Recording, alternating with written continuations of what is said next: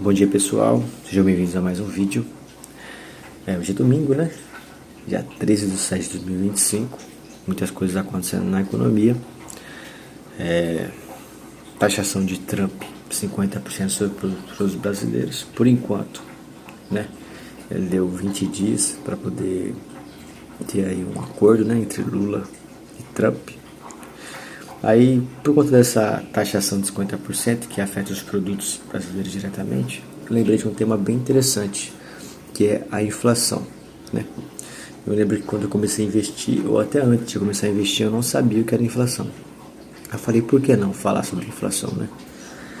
E, primeiramente, né, o que é inflação?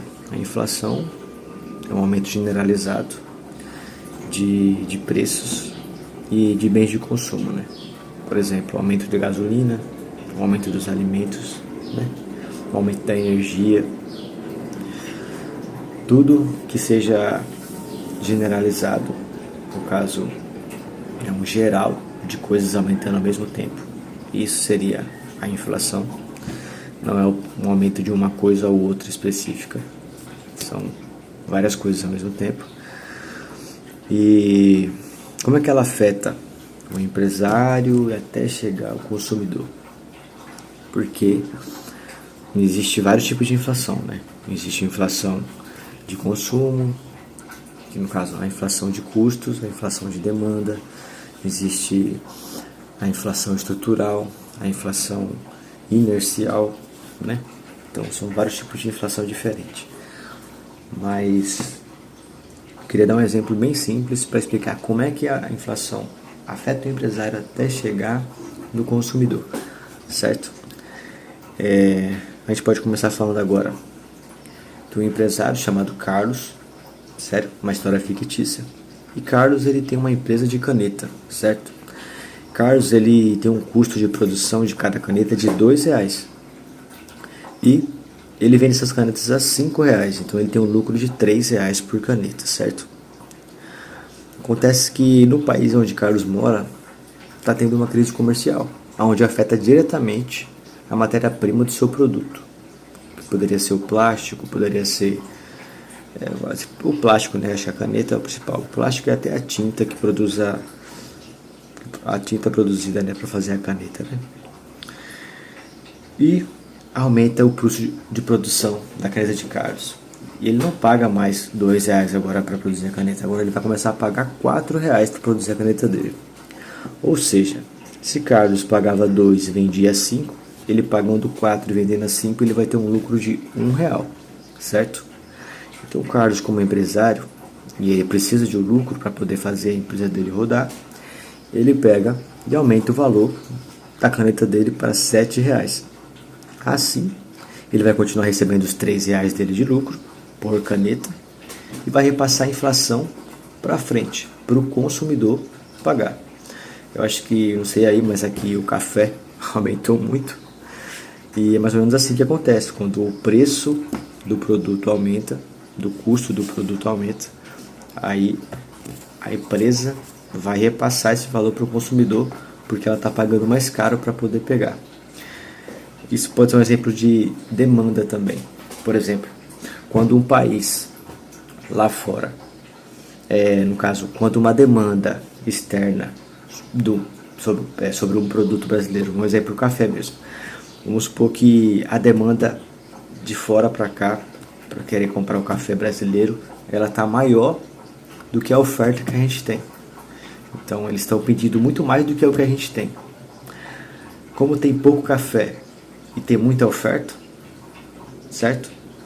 A demanda está muito maior do que a oferta, eles vão ter que aumentar o valor do café. Por quê? Porque tem pouco, entendeu? Para que o pessoal diminua um pouco a compra, né? Olha, vai ficar, o café tá caro, vamos dar uma segurada, para que não acabe o estoque de uma vez, né? Porque quanto menos café tiver, mais caro vai se tornar, porque são mais pessoas interessadas em comprar e menos café para se vender. Então, quanto menos café tiver, mais caro vai ter o café. Agora, um exemplo diferente seria, tem muito café aqui e esse, por exemplo, o imposto de Trump sobre o produto. O café lá fora agora ficaria 50% mais caro, certo? Então, se eles pagavam lá no café R$ 10, teria uma taxa em cima de 50%. Esse café, em vez de 10, ficaria por R$ 15 agora o café.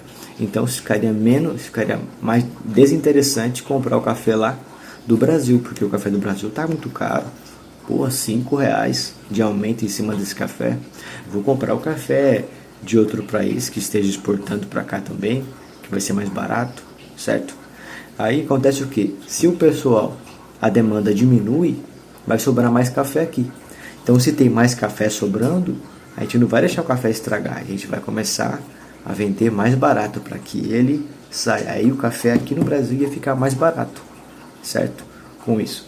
Porém, o café ficando barato também, com essa taxação, seria ruim para outros produtos, né? O café ficaria mais barato, mas outros produtos ia ficar mais caro por conta dessa taxação. Agora, o que acontece? Como é que o governo faz para controlar a inflação, né? Vamos lá.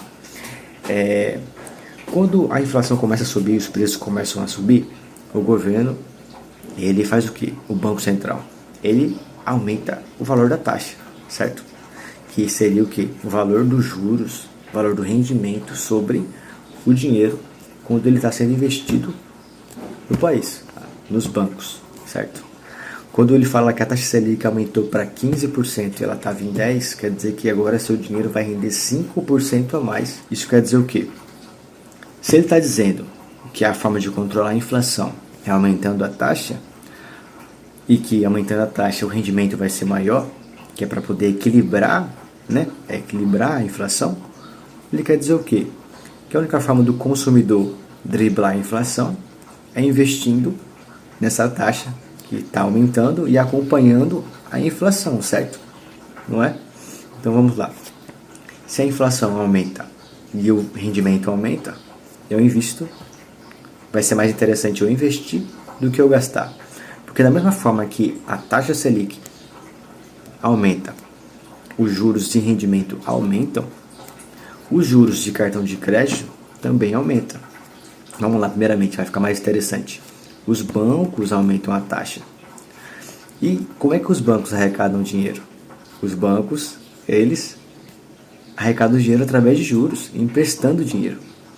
Então, como é que ele empresta? Ele faz empréstimos, os juros dos empréstimos vão aumentar. Se ele está pagando mais pelo rendimento parado, ele também vai cobrar mais pelo empréstimo cobrado, certo? O cartão de crédito, ele vai cobrar mais nos juros de cartão de crédito. O financiamento, ele vai cobrar mais nos juros de financiamento. Então, sempre quando a inflação sobe, os preços de compra sobem e o lado positivo é o rendimento do investimento. Então, a tendência para o investidor é que ele invista mais nesses períodos e gaste mais, economize mais para poder aproveitar do lucro e consiga driblar ou ganhar com a inflação. Ganhar na alta da inflação, que talvez seria a alta Selic, ao invés de gastar mais, onde ele vai acabar perdendo muito nesse período de altos preços, de altas taxas, né?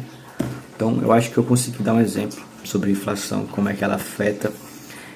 Deixa teu comentário, se eu consegui passar, se você conseguiu entender, né? Quero fazer mais vídeos como esse, assim, explicativos, informativos também, porque eu acho que isso é algo muito importante a gente como cidadão, né? Tem que estar por dentro dessas coisas, porque é nosso poder de compra que está em mãos. E sempre quando a inflação sobra, a gente perde o poder de compra. A gente começa a pagar mais caro pela mesma quantidade de produtos.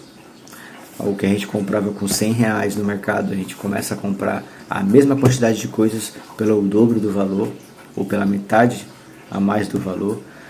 Então, inflação é algo muito importante, certo? Então, desde já agradeço pela galera que está me dando apoio no canal. Deixa teu vídeo, deixa teu comentário, se inscreve no canal. Sejam bem-vindos ao canal Baixa Renda Investe e até o próximo vídeo.